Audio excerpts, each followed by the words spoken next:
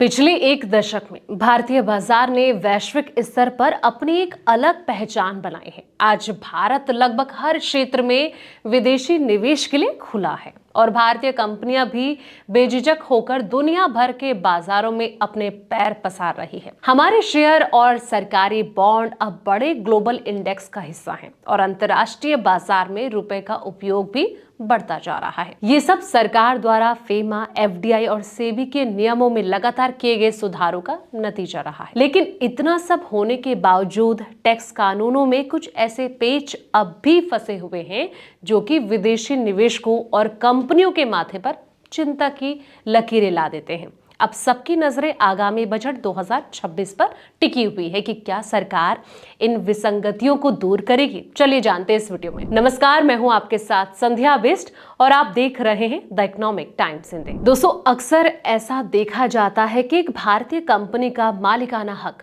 किसी विदेशी कंपनी यानी कि मान लीजिए कंपनी ए के पास होता है। ग्लोबल बिजनेस के पुनर्गठन यानी कि रिस्ट्रक्चरिंग एक आम प्रक्रिया है। अगर विदेशी कंपनी ए का किसी दूसरी विदेशी कंपनी बी के साथ मर्जर हो जाता है तो तकनीकी रूप से भारतीय कंपनी के शेयर भी ए से बी के पास चले जाते हैं।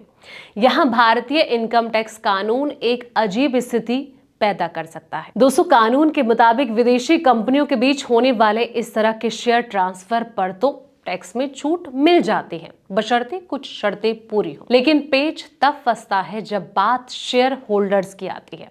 जब कंपनी ए के शेयर होल्डर कंपनी बी के शेयर होल्डर्स बनते हैं तो मौजूदा नियमों में उनके लिए कोई स्पष्ट टैक्स छूट नहीं है। ये काफी हैरानी भरा है कि जिस ट्रांजैक्शन को सरकार कंपनी के स्तर पर टैक्स फ्री मान रही है, उसी ट्रांजैक्शन में शेयर होल्डर्स पर टैक्स की तलवार लटक सकती है। बात सिर्फ विदेशी कंपनियों तक सीमित नहीं है, बल्कि उन भारतीय कंपनियों की भी है जो कि अब मल्टीनेशनल बन चुकी हैं। मान लीजिए कि किसी भारतीय कंपनी की विदेशों में कई सब्सिडियरी कंपनियां हैं।